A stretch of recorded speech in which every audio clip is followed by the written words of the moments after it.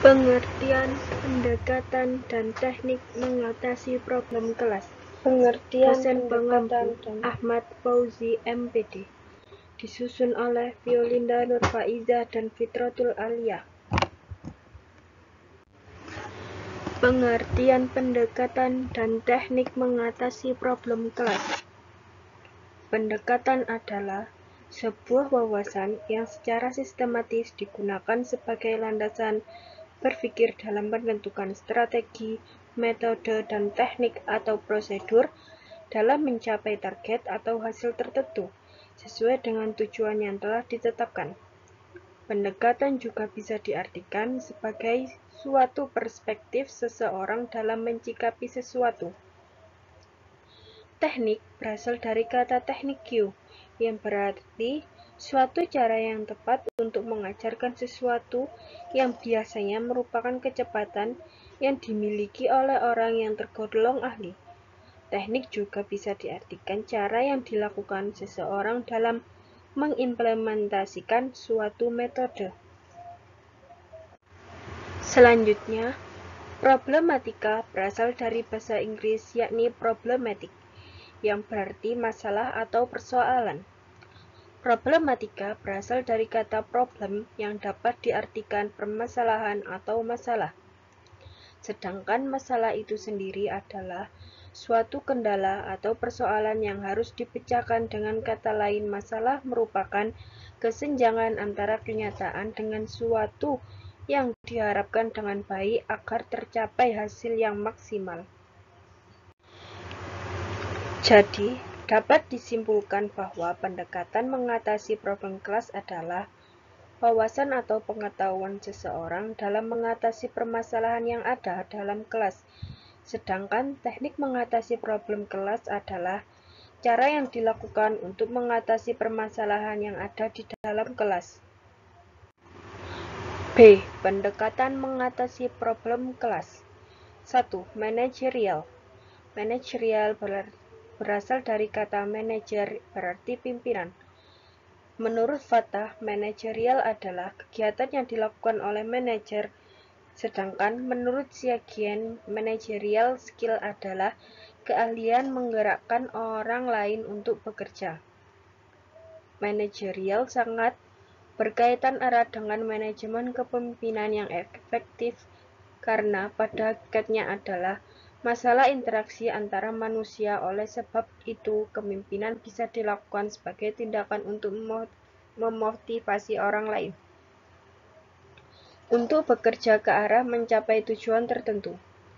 Di dalam kelas, guru sebagai manajer kelas dituntut untuk bisa melakukan kemampuan pendekatan manajerial agar mampu menyelesaikan problem hingga mencapai tujuan proses belajar mengajar dengan baik. Menurut Kate dan Payol, dalam pelaksanaan tugas manajerial diperlukan 3 macam bidang keterampilan, yaitu 1. Keterampilan teknis adalah kemampuan guru menguasai metode dan teknik untuk melaksanakan kegiatan serta mampu memanfaatkan sarana dan peralatan untuk mendukung kegiatan belajar dan mengajar. Kedua, keterampilan manusiawi adalah kemampuan untuk memahami sikap dan perilaku siswa serta berkomunikasi secara jelas dan efektif. Yang ketiga, keterampilan konseptual adalah kemampuan untuk mengkoordinasikan dan mengintegrasikan semua kepentingan dan aktivitas dalam kelas. Peranan guru sebagai manajer kelas harus memiliki 3 keterampilan tersebut agar guru bisa secara efektif melaksanakan fungsinya sebagai manajer kelas dan mengatasi masalah dalam kelas. Pendekatan psikologikal. Pendekatan ini adalah pendekatan mengenai perubahan tingkah laku siswa melihat dari sudut pandang psikologi behavioral yang mengemukakan asumsi sebagai berikut. A. Semua tingkah laku yang baik dari yang kurang baik merupakan hasil proses belajar. B. Dalam proses belajar terdapat proses psikologis yang fundamental berupa penguat positif, hukuman, penghapusan, dan penguat negatif. Asumsi pertama, guru kelas harus berusaha menyusun program kelas dan suasana yang bisa merangsang tercapainya proses belajar, yang memungkinkan siswa mewujudkan tingkah laku menurut norma yang berlaku di lingkungan sekitar. Asumsi kedua, menunjukkan bahwa ada 4 proses yang perlu diperhatikan oleh guru dalam proses mengajar kepada siswa, di segala tingkatan umur dan dalam segala keadaan atau situasi.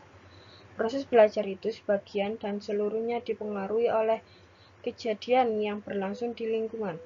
Dengan demikian, tugas guru ialah menguasai dan menerapkan keempat proses sebagai pengontrol tingkah laku siswa.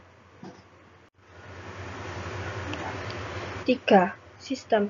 Pendekatan sistem adalah suatu sistem yang sepenuhnya berlandasan pada metode pemecahan, yang lebih dikenal dengan metode berdasarkan ilmu pengetahuan.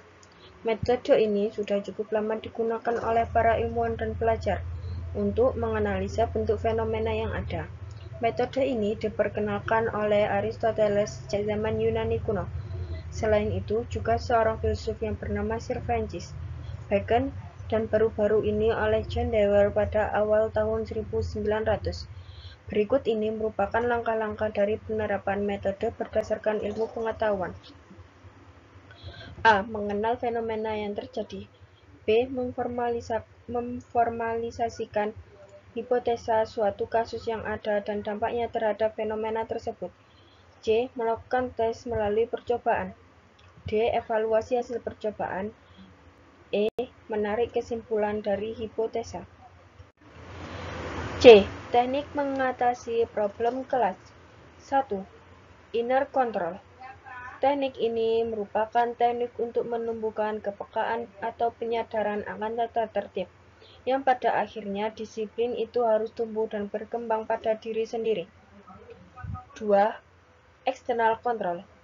Teknik ini merupakan suatu teknik yang mana peserta didik dapat mengendalikan dirinya dari luar, yaitu berupa bimbingan dan penyuluhan. Teknik ini cenderung melakukan pengawasan dan kadang perlu diperketat, dan juga menjatuhkan hukuman terhadap setiap pelanggaran. 3. Cooperative control merupakan suatu teknik yang mana guru dan peserta didik saling mengontrol atau saling mengingatkan satu sama lain terhadap pelanggaran tata tertib. Teknik ini dianjurkan untuk menetralisir teknik inner control yang menuntut kedewasaan peserta didik, dan teknik external control yang menganggap peserta didik belum dewasa. Next, yang terakhir yakni punishment. Suwarno dalam bukunya Pengantar Ilmu Pendidikan mengemukakan, punishment atau hukuman adalah memberikan atau mengadakan penderitaan dengan sengaja kepada anak didik dengan maksud agar penderitaan itu benar-benar dirasakan untuk menuju ke arah perbaikan. Sedangkan dalam bahasa keseharian, punishment adalah pemberian sanksi atau hukuman, yang dimana dalam pengertian terminologi punishment adalah suatu perbuatan yang dilakukan secara sadar dan sengaja yang menyebabkan penderitaan terhadap seseorang yang menerima hukuman sebagai akibat dari kesalahan yang dibuatnya. Punishment adalah tindakan terakhir terhadap pelanggaran yang sudah berkali-kali dilakukan setelah diberitahukan, ditegaskan, dan diperingatkan. Sekian presentasi dari kami. Apabila ada salah kata, kami mohon maaf yang sebesar-besarnya. Akhirul kalam. Wassalamualaikum warahmatullahi wabarakatuh.